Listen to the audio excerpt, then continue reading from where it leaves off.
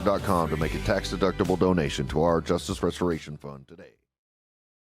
A new policy that the libs consistently push for will, I guarantee you, backfire fantastically. Also, Don Lemon joins Jimmy Kimmel to discuss his brutal arrest.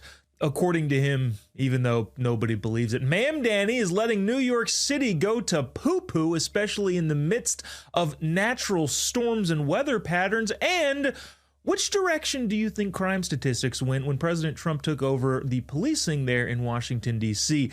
The stats will shock you. My name is Jobob. Thanks so much for tuning in. The show starts right now.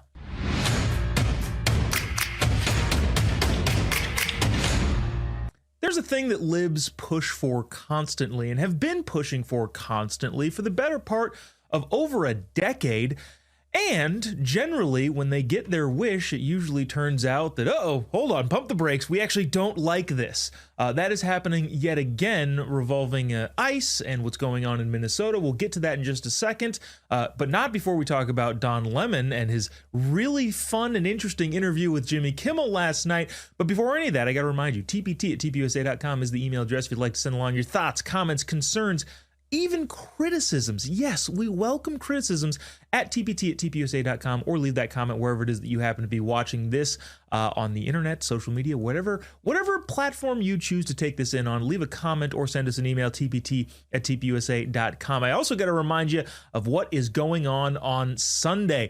You know what I've decided? The difference between the two halftime shows is one, an overrated, egotistical, America-hating singer, and then the other one, the Turning Point halftime show, will be in English. So those are the main differences there. Graphic 2, if we can pull up that graphic here. The All-American halftime show, Kid Rock. That's what I'm excited. I'm excited for everybody who's going to be there. And I think, I don't know if I'm releasing too much insider information. There's going to be a little bit more than just this flyer. That's all I'll say. But Kid Rock is who I'm very excited about. All-American halftime show this Sunday. Don't miss it. Again, remember, it will be the only halftime show in English. So make sure you check it out. Daily Wire Plus, Real America's Voice, pretty much anywhere. Anywhere you flip on the channel, any channel that isn't, the other non-English halftime show, that's where you're going to find the Turning Point halftime show. So there's that. Let's get into one Don Lemon. I have been making the case now on this show for the last several days.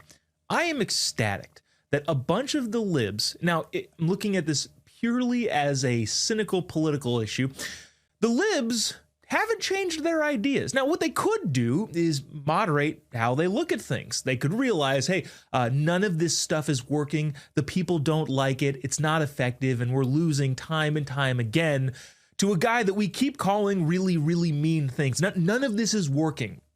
They could do that. But instead, they've decided to double down on their bad ideas and push it with the dumbest people on the face of the earth. We talked about the Grammys a lot yesterday, talked about Don Lemon yesterday, and to my delight, Don Lemon is out there making the rounds, reminding the rest of the world that he is in fact an idiot.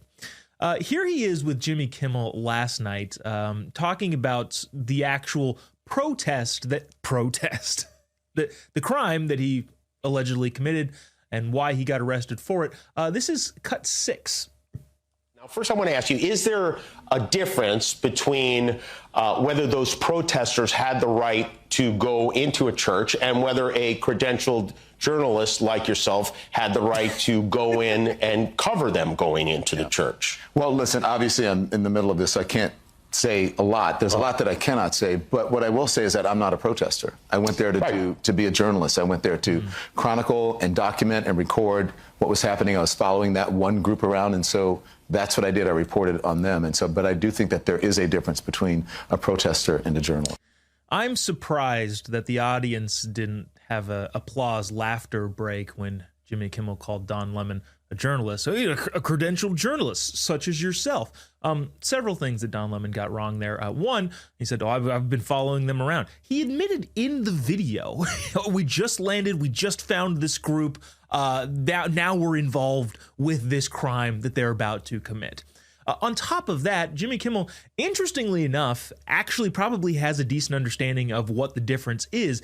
The difference between him and us is we recognize and we realize, no, Don Lemon looks to be entirely complicit in what is going on. He admitted as much on camera. We don't need to replay that, but we played all of those clips last week where he said, we're going to go in here, we're going to do this, and let's just remove all of the understanding that he was in on it, and at the very least, let's give him the benefit of the doubt here and say, okay, he was just a journalist. Okay, but he admitted himself he knew what they were about to do. He should have known what they were about to do was a crime. And so even if we believe him that he was not participating in the insurrection of the church, he was just there covering it.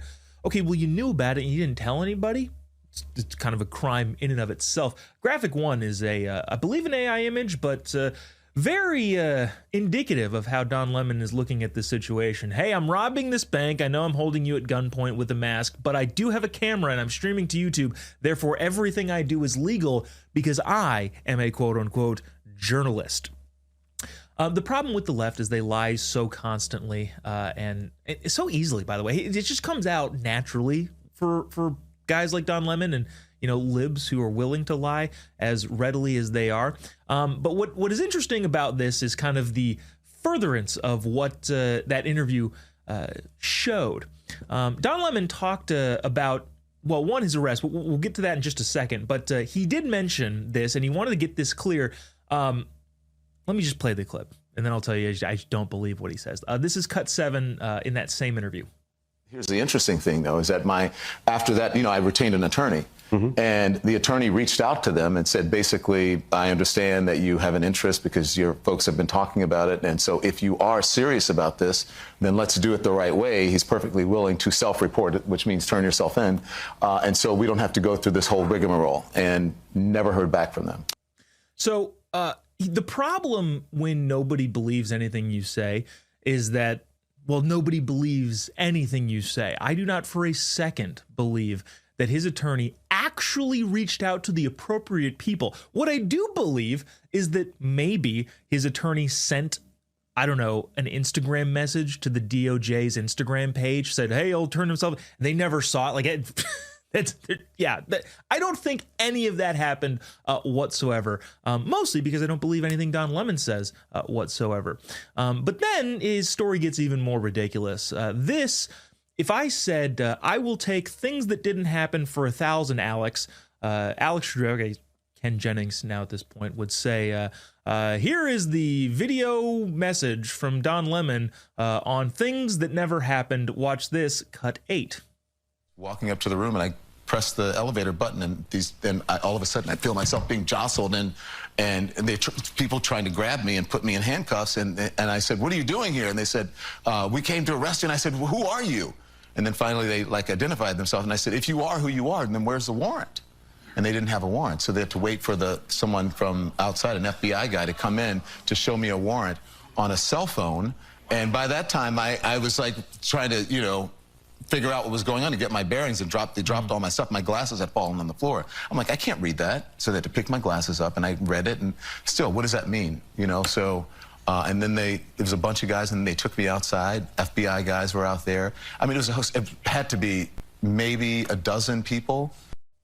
Now, Don Lemon went on further after this to say that, well, the main problem here was the inefficient use of resources. Okay, dude, now you're going to be a stickler on government efficiency? But first of all, I just don't believe any of that happened. You're telling me that Don Lemon was just minding his own business, going to go click his elevator up to wherever it is that he lives, and then just gets jolted from behind, because that's how, officers arrest people that aren't causing any sort of physical problem. If he was actually jolted, I'd be curious to hear the officer side of the story.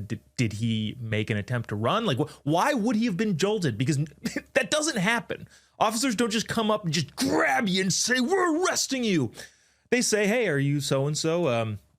Also, though, they didn't have a warrant. Yeah, okay. He did say, well, it was somebody else. The guy who had the warrant on his phone was probably 3 feet behind him. Like, oh, yeah, no, it's right here. Well, you don't have a warrant. Okay, yeah, it's this guy. This guy over here has it.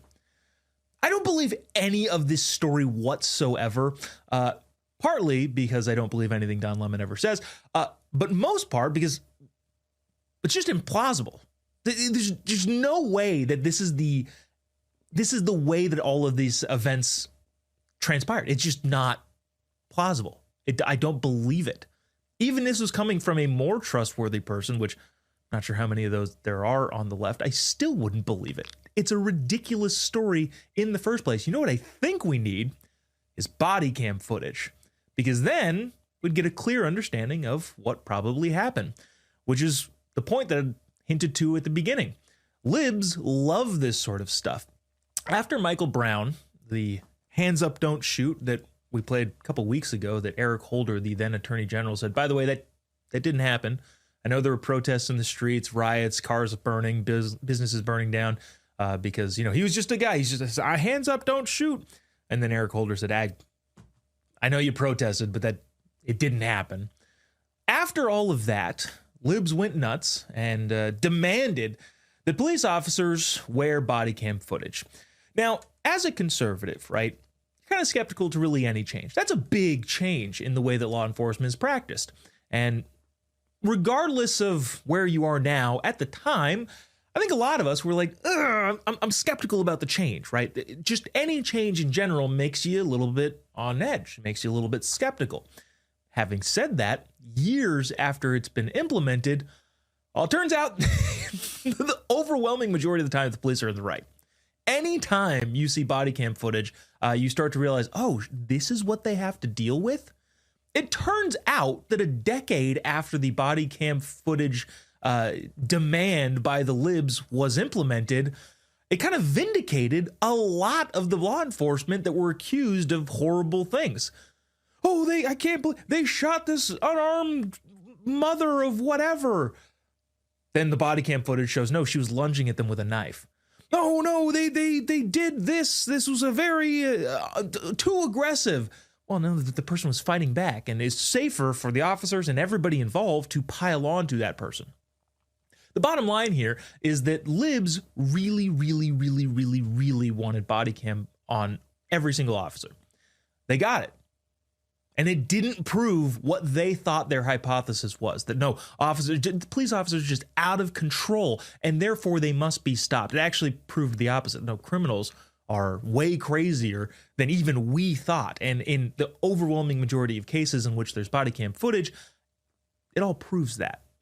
So anyways, fast forward to now, libs are now crying again. Well, there needs to be a change, and therefore the change needs to have body cam footage on ICE agents, thinking that they're going to get some sort of pushback.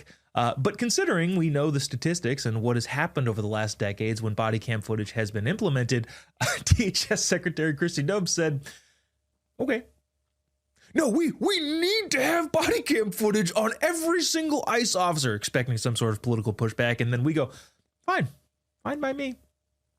Now, obviously, we've all seen this coming because libs, I don't know, they're just trying to make up something to be mad about. And like, this is the next hill that they're willing to die on. Kristi Noem didn't give them that. She said, that's fine with me. But preemptively, libs have already started getting mad. Now, this is kind of like an interesting timeline because there's the body cam footage, then there's the fallout from the body cam footage, and now they're trying body cam footage again. But retroactively, well, not even retroactively, prior to any of this body cam footage on ICE, just last week, there was a lib on Democracy Now! Saying that body cam footage, now that we know that it reveals some things that we don't like, is calling it a propaganda tool. I kid you not, this is actually happening.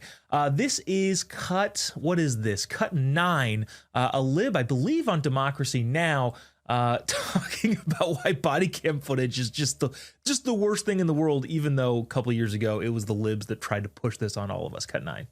Said in the wake of Michael Brown, we'll market it to low information people in the public, to well-meaning liberal people. We'll market it as accountability and transparency. And so they totally shifted, and then they were able to get hundreds of millions of dollars to toward their goal of outfitting every single cop in the United States with a mobile surveillance camera that the police control. They control when it's on, when it's off, what it captures, when something is captured is released to the public. So if the police capture, let's say, an undocumented immigrant committing some crime, that's out on Fox News and the New York Post within hours. But if they capture the police doing something horrific, the public may never see that video. So body cameras are a mirage. And as I write in the propaganda book, and it's really critical to understand exactly how it happens, not only do they not reduce police violence, but they have been an essential propaganda tool in convincing so many well-meaning people across our society that the authorities care about police violence, that they want accountability, that they're doing something, right? And it distracts people from the core, important kinds of changes that we need, which is to reduce the size and power of these bureaucracies. Yeah, so he finishes it up there saying, no, our real objective is just to get rid of the police entirely. Reduce the size of the bureaucracy. We need to just get rid of the cops entirely. But isn't that a fascinating way to spin that? Hey, look, I know we wanted body cam footage not even that many years ago. I recognize that was a thing that we pushed. But what we've realized is that, well, the criminals being arrested are in fact as bad as the police say they are. In many cases, much, much worse than that. So, how can we spin this? Honestly, I got to give him credit. That's a pretty interesting way of spinning it. Okay, here's what we're going to say. It's actually propaganda to convince people that criminals are as bad as people think criminals are. I mean, that's kind of... I wouldn't use the term propaganda. I would say getting the truth out there. That's kind of true. That is kind of accurate. We kind of are taking the footage that police officers get from arrests that unfortunately turn violent, and we go, hey, look, this is what they have to deal with. I support them 10 times more now. It's a really interesting tool. I think what he was trying to do is say something that is accurate, but throw one of the buzzwords in there. It's actually propaganda. I mean, actually what it is, it's displaying what is actually happening in real time and showing how difficult it is to be a law enforcement officer in this country, but really anywhere, and the split decisions you have to make and how your life is on the line and you need to act quickly. And holy cow, this is a crazy scenario. Yeah, we are actually showing that to everybody to make the point of criminals are bad. But ultimately, at the end, you kind of see what he is actually for, which is getting rid of the police and law enforcement entirely. He didn't actually say that, but decreasing the size of bureaucracy is, I think, his main goal here. We can get to some of this stuff. Maybe we'll get to it in the next segment, but turns out, and we've known this, but the New York Post brought the receipts. ICE is actually funded. Sorry, not ICE. Wow. The anti-ICE grassroots movements are actually funded by a bunch of wealthy billionaires, even outside of the United States. Are they trying to sow discord into the United States society and our civil society and the way we operate? Spoiler alert, yes. We'll get to that. Ma'am Danny is facing some backlash and trying to keep the streets of New York clean and keep people alive, which is not exactly doing the best job at. What else is there? Oh, the DC crime statistics. Which direction do you think they went when Trump took over and said, hey, National Guard is going to be in charge of the seat of the federal government, i.e. the District of Columbia, Washington, D.C.? Do you think statistics went up or down, broadly speaking? We'll discuss that. The Clintons are going to testify. Holy cow, there's a ton to get to. I should stop teasing things and just go to break. We'll be right back after the break. Don't go away.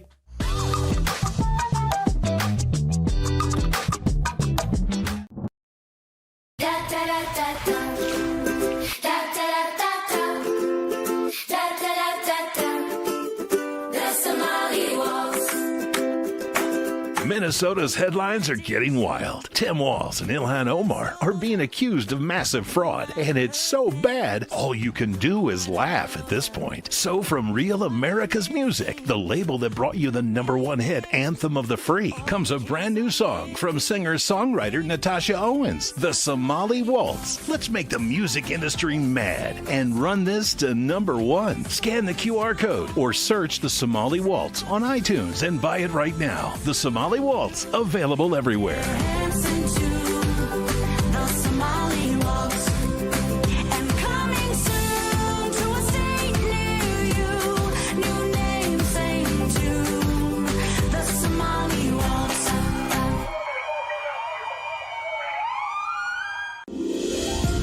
holiday season, Real America's Voice is proud to partner with our friends at Angel Studios for a special giveaway you won't want to miss. As they launch season 2 of their hit series Homestead, we're giving you the chance to win an exclusive Homestead hat absolutely free. Everyone who becomes an Angel Guild member using our link is automatically entered to the contest. When you join, you're supporting meaningful pro-American storytelling, and you're supporting RAV at the same time. Scan the QR code on your screen right now, or text the word RAV Angel to 75802. After you scan or text, make sure you follow the steps provided. When you complete the steps and join the Angel Guild, you'll be automatically entered to win that exclusive Homestead hat, a perfect holiday gift for yourself or someone you love. Be one of the first 50 people to sign up and win a hat automatically. Hurry while there's still time. So scan that QR code or text RAV Angel to 75802. Happy holidays from all of us at RAV.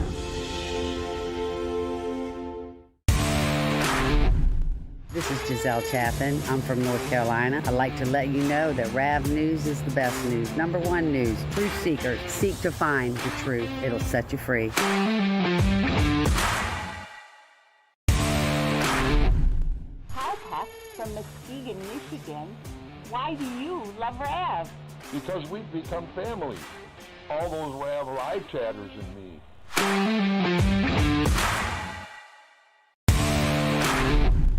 Hey guys, my name is Jeff. I'm from Massachusetts. I love RAV because of the free speech and the political wranglings that go on in the chat every day.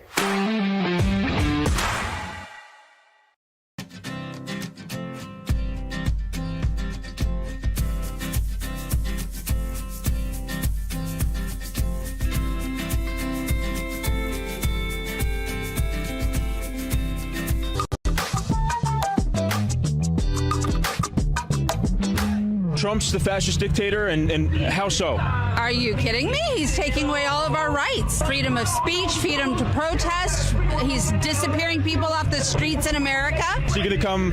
You guys are protesting right now.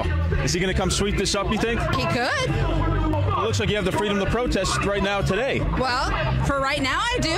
Knock on wood. This was a fascist dictatorship. Do you think this could happen? Have you seen the news headlines about people disappearing off the streets? Being kidnapped? Being arrested by ICE? No, kidnapped. Arrest is when you have due process. They're kidnapped. People who came to this country illegally have a different level of due process than American citizens do. So like Obama, for instance, arrested 3 million people with ICE and deported them, right? No. He did. Okay, last question for you. It's the middle of the day on a Wednesday today. Do you guys have jobs? It's none of your business. I'm just curious because it's a work day, right? Yes. Is this your job? No. No? I took a day off work so that I could do this. I have so many questions. One, I mean, let's just go with the last part. You took a day off so you could go hold a sign and wear a ridiculous Shrek hat. That I can't even imagine like asking my wife, "Hey babe, I know I only have a limited amount of time off, but rather than spend it with our family and go do something fun with the kids, I'm going to go hold a sign while wearing a ridiculous green hat."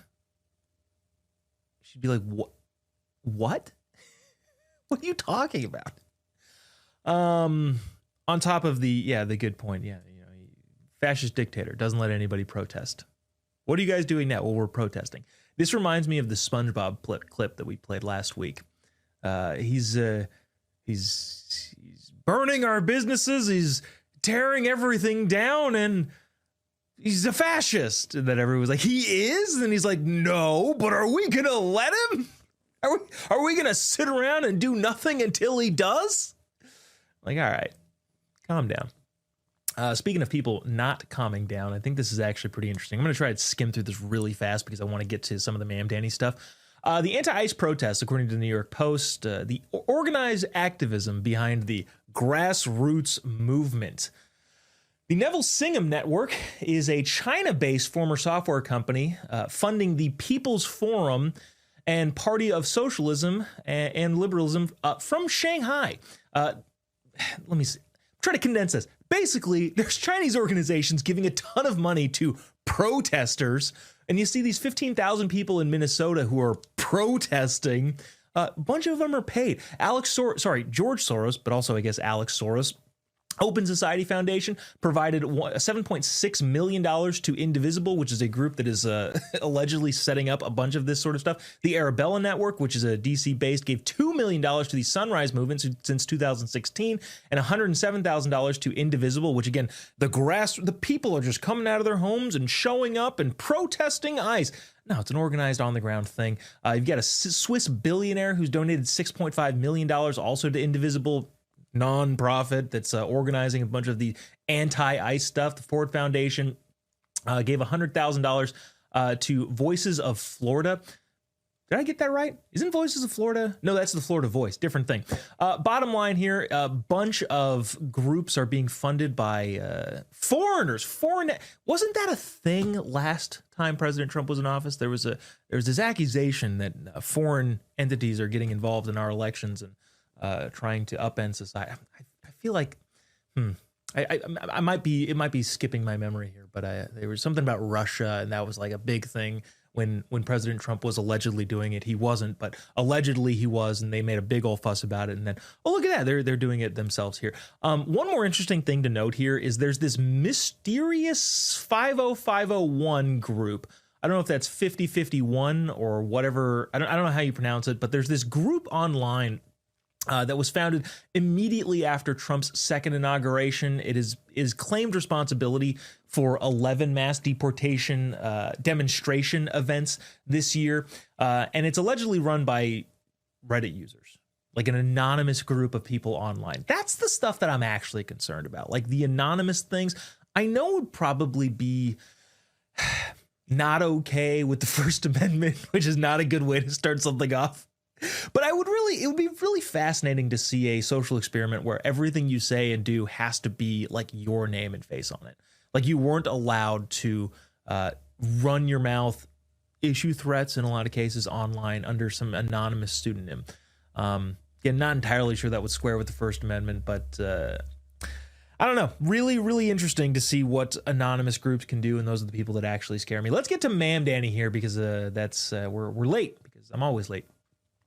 Interesting, fun.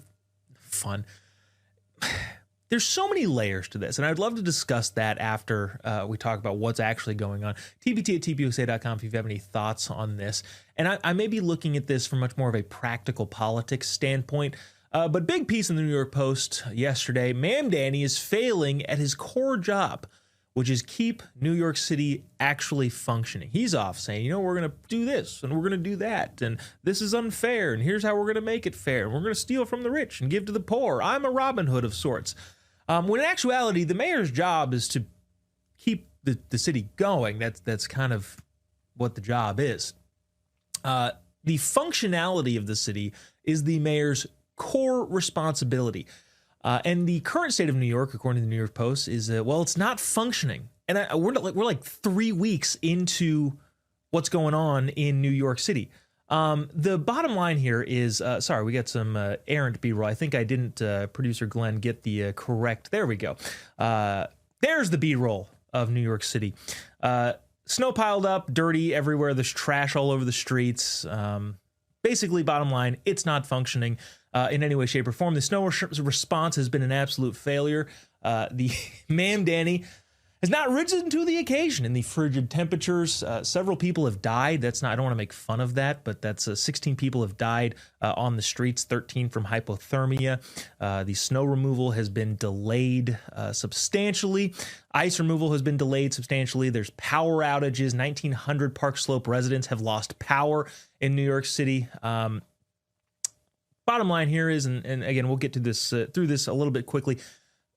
It begs the question, is this a good thing more broadly speaking? If the socialists, and again, I'm looking at this from a very cynical, practical politics standpoint, if the socialists who get elected in New York City do exactly what socialists do, is it bad for the people in New York City? Yes, 100%, absolutely. I feel for you. I wish that wasn't happening to you. But on a political level nationwide, is it the worst thing that we together can point to what's going on in New York City, saying the trash is not being collected, power outages are running rampant, the storms, which happened, winter storms lo and behold, happen. It's a thing that will occur at some point. And if you can't figure out how to sustain through them, you're going to have a problem. People dying of hypothermia on the street, all of these things, given the fact that this is exactly what we all said was going to happen in New York City, is it, I don't know, I struggle with this. Is it bad that it is happening? Because we called this. We all said, hey, this is, these sorts of things are going to be problematic. The functionality of the city is the core responsibility of the mayor, and he's not doing that because his priorities are, I don't know, integration, the inclusion of everybody. And because we said that this is happening, is it then effectively a good thing that it's happening? Like I said, I don't want this stuff to be happening in New York City, but maybe as it's been mentioned a number of times, you need this sort of thing every 20 years to remind the American people that, hey, this whole socialist experiment is a bad idea, and we shouldn't participate in it anymore. That is what bad governance looks like. That's what a bad leader looks like. What a good leader looks like is, that's an okay transition. Jarring, but definitely okay. Is President Trump making deals on behalf of the American people? There's a lot of things going on here. This is a really interesting story that's kind of just now coming to light today. Coming to light today because it happened today. Use your words, Jobob. But President Trump strikes a deal with India and checks a lot of boxes that the libs are, again, going to be big mad about because Orange Man bad, but in reality, good for the American people, also good for the world overall. President Trump yesterday announced that the United States and India reached a trade agreement and that India would stop buying Russian oil. I'm just going to read verbatim President Trump's Truth Social post regarding this. He said, effective immediately, we agree to a trade deal between the United States and India whereby the United States will charge a reduced reciprocal tariff, lowering it from 25% to 18%. They will likewise move forward to reduce their tariffs and non-tariff barriers against the United States to zero. So we lowered our tariffs 7%, and they're going to lower ours to zero. That's pretty good, but that's not where it stops. The Prime Minister has also committed to buy American at a much higher level, in addition to over $500 billion of U.S. energy, technology, agriculture, coal, and many other products, reducing their reliance. I'm not quoting here anymore. Reducing their reliance on Russian oil, which not only helps the American people domestically speaking, because they've got investment coming in from other countries. We've got tariffs going down to zero on our products that go to India, of which I'm not entirely sure how much they are, but that's good. But also the libs saying, not hard enough on Russia. You know what's going to be hard on Russia? When one of their two biggest buyers of energy comes to our side. That's what actual leadership is. That's what the president is doing on behalf of the American people, and honestly, on behalf of the people around the globe, without sending more money to Ukraine. The guy's a deal maker. He just is. Coming up next, I want to talk about the other Trump story. Pretty much every story is a Trump story nowadays because that's just the way the media works. But Trump also, I don't know if you heard about this, took over the policing in the Washington District of Columbia, the seat of the federal government that is not to be more than 10 square miles area. The federal government has jurisdiction over, took it over because he has jurisdiction over it. And these statistics that are coming out will shock you. That coming up. TPT@TPUSA.com if you'd like to send along your thoughts, comments, concerns via email. What do you have thoughts on any of this? Should we continue to promote people like Don Lemon pushing bad ideas? Should we say, yeah, sure, go ahead, put body cams on everybody, police officers, so that we can prove to you how rabid and crazy a bunch of you lib criminals are? What do you think about Ma'am Danny? Who's funding all of this sort of stuff? Email us about anything that you hear on the show. TPT@TPUSA.com. Look forward to reading all of those. And again, remember, if your email is gross, disgusting, vile, and just downright bigoted in all senses, we could probably read it on the show. It's kind of what we do here. TPT@TPUSA.com. We will be right back after the break. Don't go away.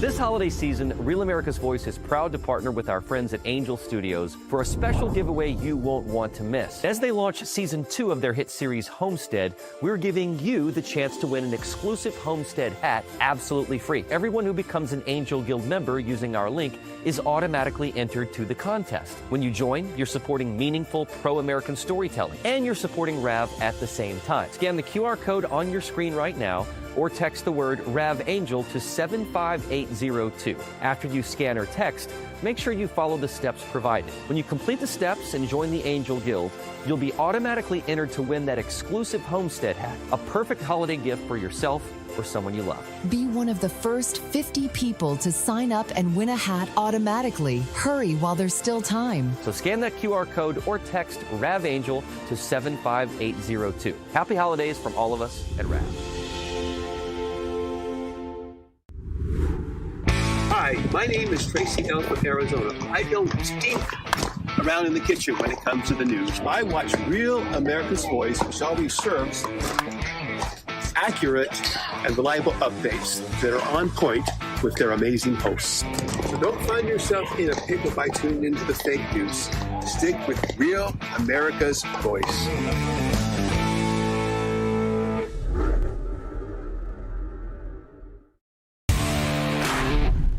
Flashosaurus in the chat.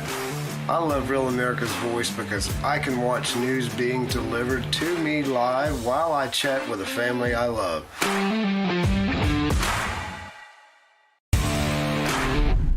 It's Mama Love in northern Minnesota. You know, a collective voice is much louder than a single voice. Thanks, Rav, for giving us a place to chat and connect. See y'all in chat.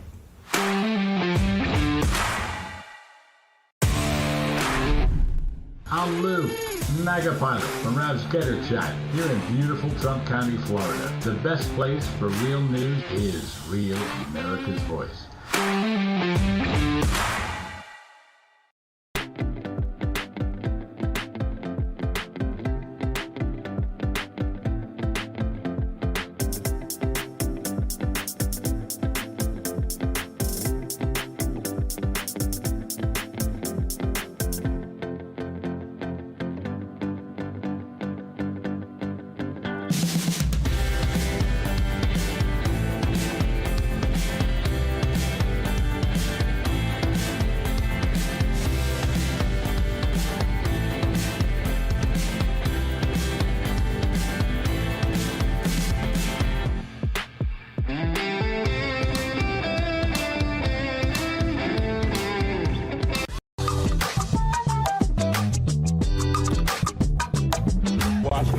I have a particular message to Black America that it's interesting that I believe the journalists that were arrested all look like me and you. 10 seconds. And so this is not the first time this has happened.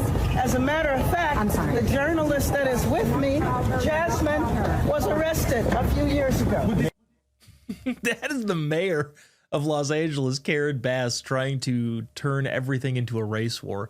That's I think when you know you've won the argument, when they default back to race. Like when libs default back to race, that is when you know we've crushed them so hard, rhetorically speaking, on all of our policy points. We've just won that they go, no, well, it's racist. I don't have any other good arguments for why the policy shouldn't be what you want it to be. So it's racist. Spoiler alert, Karen. Don Lemon didn't get arrested because he was black. He also didn't get arrested because he was gay. He got arrested because he's an idiot. An idiot who found himself wrapped up in committing a crime. Whether or not those were his intentions, I don't know. That'll be for a court to decide. But as it looks, Don Lemon participated in the insurrection of a church, which is against the FACE Act, which is a crime, and that's why he got arrested. It has nothing to do with him being black. Actually, if there is a lib journalist, regardless of what color they are, and they decide to participate in the takeover and attack of a church, I would like them arrested too. Let me just say that. I don't care what race they are. If they're a lib person trying to disrupt the goings-on of a church, they should be arrested. Let's see. Speaking of people getting arrested, really interesting statistics that will shock you. Unless, of course, you have some amount of common sense. In August of this last year, President Trump took an interest in DC's crime problem. He lives there. A bunch of his colleagues live there. He says, hey, there's a crime problem here. Maybe we should look into it. At the time, you probably remember seeing some of the statistics on how bad crime in DC was. I believe this is graphic 5. It was a lot. The 2024 murder rate topped a bunch of major cities around the world, specifically and especially capital cities. DC is over there in the red, and it is substantial. In response to those brutal statistics, President Trump federalized the DC Metro Police for about a month and brought in the National Guard to supplement Metro PD's law enforcement, saying, hey, this is the seat of the federal government. Constitutionally, it is in the control of the federal government. I am the administrator of the federal government. So look, here we are, the federal government taking over federal jurisdiction. A bunch of libs just lost their mind about this, if you remember. But what actually happened in DC? How is it played out? Well, Trump's actions in August were immediately effective, with crime dropping dramatically. Like I said, this will shock you unless you have some amount of common sense. August also saw, interestingly enough, and I just wonder if these two things are correlated, an immigration enforcement push in D.C., with Axios reporting that ICE arrests in D.C. Remain elevated even after the summer surge. This is a graphic from Axios showing the spike in ICE arrests in D.C. From January 2nd through August 16th, 2025. Obviously, the data takes a little bit of a while to compile. And this, I guess, has a 7-day trail of the ICE apprehensions. Not necessarily deportations, by the way. I should note these are apprehensions of people accused of being in the country illegally. Year to date, comparisons from the Metro PD reveal the continued success of President Trump's initiative to make D.C. safe. And again, I have no idea whether or not these statistics are correlated, but immigration detainments have elevated and crime has gone down. Homicides in the D.C. area from 2025 to the whatever the new numbers are have gone down 73%. Sexual abuse down 57%. Robberies down 57%, violent crime in total down 38%, burglary down 45%, motor vehicle theft down 58%, theft from autos down 33%, all other theft down 10%, arson. I don't know about arson. There's not very much arson. You look at this as a percentage and it looks really great, but on reality is like the raw numbers. It went down. Arson is down 100%, but it's down from 2 to 0. So it's not like it's this drastic, there's 1,500 cases of arson and now it's down to 0. I'm not trying to diminish it, but I'm just trying to be realistic about the statistics. I don't want to mislead you folks and think, well, arson is down 100%. Yeah, it went from 2 to 0 as of right now. Property crime in total down 29%. Crime overall in total in the District of Columbia by the newest, most recent numbers down 30%. Again, I wonder, I have to ask myself the question, do we think that law enforcement on the immigration side, detaining people accused of being in the country illegal, being elevated, has anything to do with the crime dropping, or if President Trump focusing on law enforcement in the nation's capital has really any bearing on what's going on? Now, those are those numbers. You know what? Let's just go to the total crime. This is from 2024 to 2025. And remember, Trump wasn't really participating until like halfway through 2025. All crime in total down 17% overall. We will highlight that the arsons from 2024 to 2025 remained high at 4. 0% change on arson. Everything else pretty much down. So here's I think what we're gonna get. This should be obvious to everybody. Like, I think I could probably adequately explain it to my 2.5-year-old. Hey, if somebody is committing a crime, or I can even explain it into her terms. If you cry about not getting a treat, sometimes we give her a graham cracker, probably a little too much added sugar, but that's our leniency there. if you scream and cry about the graham cracker that you don't have, we don't give you a graham cracker and you scream and cry about it, lo and behold, that will have some consequences. Now, if we capitulate and give you the graham cracker, guess what? You'll scream and cry about everything. If we don't, if we emphasize law and order in our household, guess what? One, you're probably going to get more graham crackers overall. And two, we're going to have much more peace. I don't know if that was a perfect analogy, but it remains true that this is an obvious thing. When you crack down on crime, there's going to be less crime. Don't know why we have to talk about it like that. Briefly, coming up next, we'll talk about the Clintons. Bill and Hillary going to testify at the end of the month to avoid a vote in the House. And I do actually think there's really interesting stuff to talk about there. We'll talk about that right after the break. tpt@tpusa.com if you'd like to send along your thoughts, comments, concerns in an email form. Also leave a comment wherever it is that you happen to be watching this. We'll be right back after the break. Don't go away.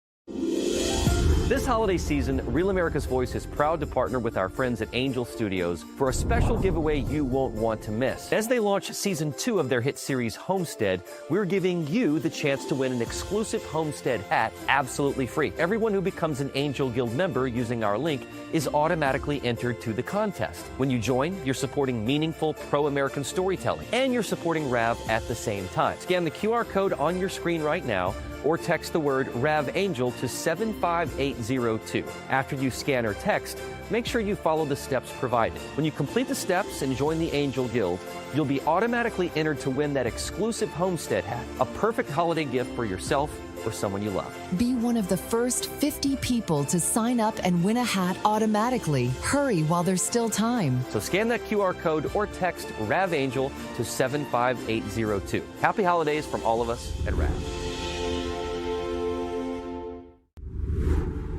Hi, my name is Tracy Down from Arizona. I don't stink around in the kitchen when it comes to the news. I watch Real America's Voice, which always serves accurate and reliable updates that are on point with their amazing hosts.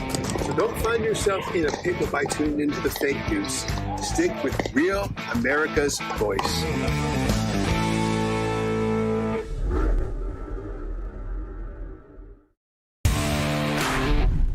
Flash a source in the chat.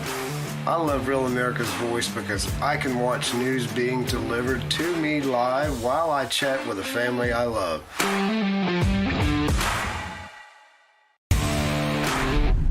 It's Mama Love in northern Minnesota. You know, a collective voice is much louder than a single voice. Thanks, Rav, for giving us a place to chat and connect. See y'all in chat.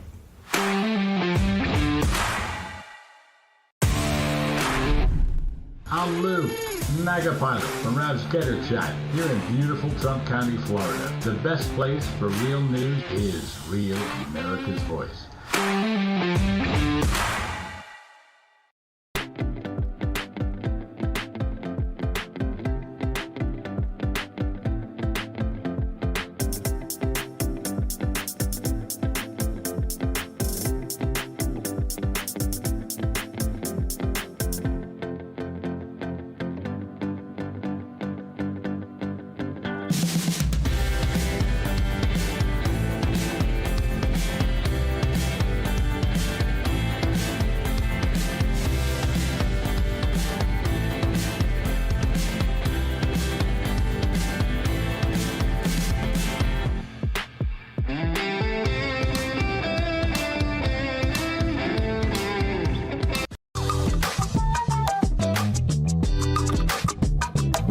What are we talking about here? So take a look here. Favor voter ID to vote. Look, I got all this polling on the screen going back since 2018. You'll notice on all of it, it's all north of 75%, 76%, 76%, 76%, 81%, and then 83% in the last year of Americans agree with Nicki Minaj. They favor photo ID to be able to vote.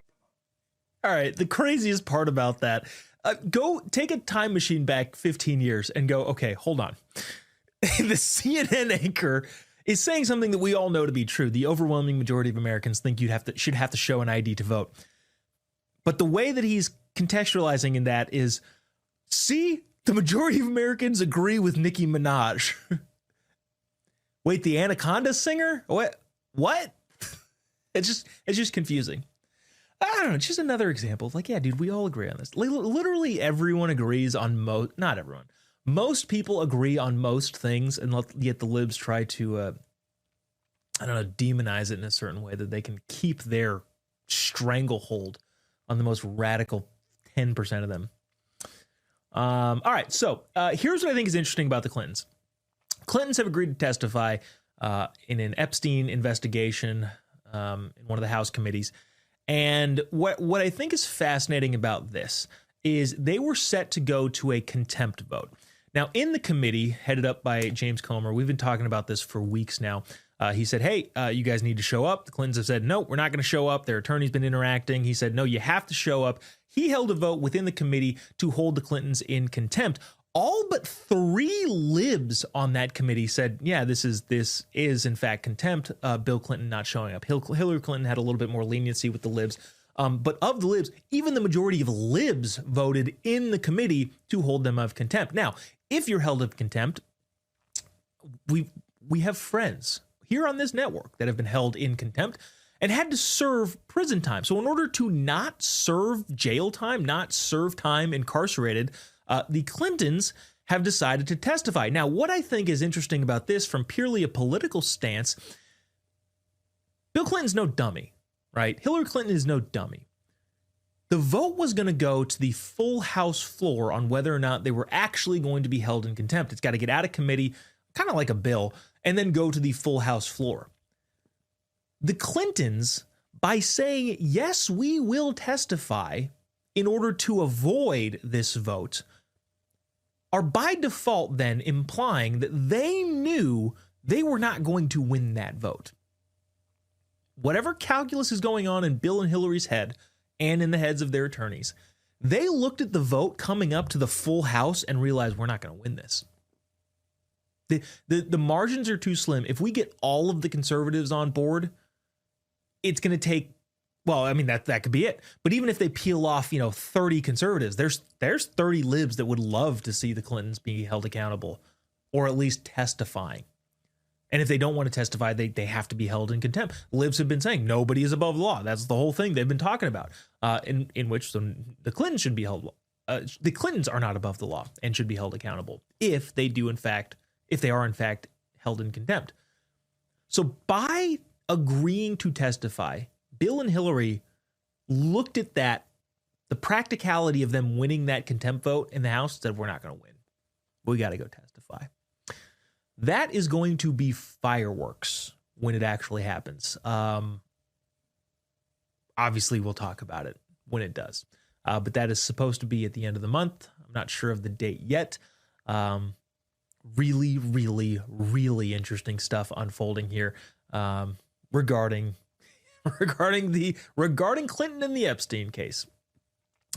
Let me use this opportunity to remind you one more time about the Sunday programming of choice.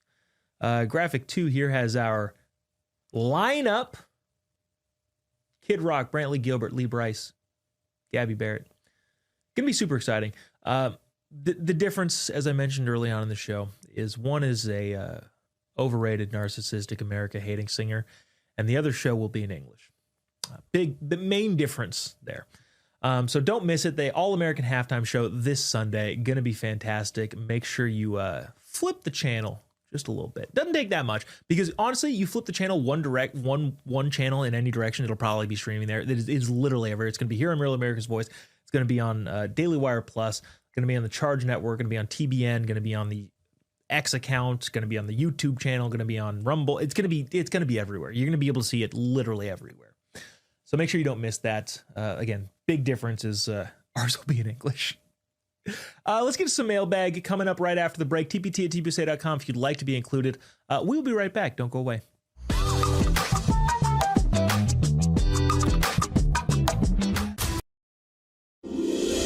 This This holiday season, Real America's Voice is proud to partner with our friends at Angel Studios for a special giveaway you won't want to miss. As they launch season 2 of their hit series Homestead, we're giving you the chance to win an exclusive Homestead hat absolutely free. Everyone who becomes an Angel Guild member using our link is automatically entered to the contest. When you join, you're supporting meaningful pro-American storytelling, and you're supporting RAV at the same time. Scan the QR code on your screen right now, or text the word RAVAngel to 75802. After you scan or text, make sure you follow the steps provided. When you complete the steps and join the Angel Guild, you'll be automatically entered to win that exclusive Homestead hat, a perfect holiday gift for yourself or someone you love. Be one of the first 50 people to sign up and win a hat automatically. Hurry while there's still time. So scan that QR code or text RAVAngel to 75802. Happy holidays from all of us at RAV.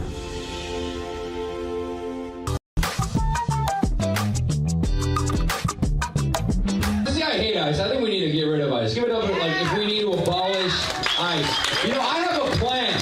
All right, this is my plan. I think that if we just take all the illegal immigrants and put them in Mexico, we can put ICE out of business. All right? Who's with me? Make some noise. Come on. Okay, hell yeah. Anybody in here Mexican? Yeah. Come over here again. That's a good joke. I agree. I wouldn't say I'd be in support of it. I'd be willing to hear arguments for abolishing ICE if we got all the illegals out. We get the 20 million illegals out? Okay, fine. Let's have a discussion about abolishing ICE.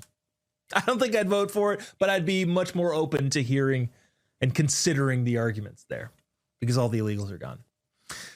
Let's get to some of your emails. tpt@tpusa.com. Christy says this. We talked about the Grammys a lot yesterday, and this is my fault. Christy, you're right.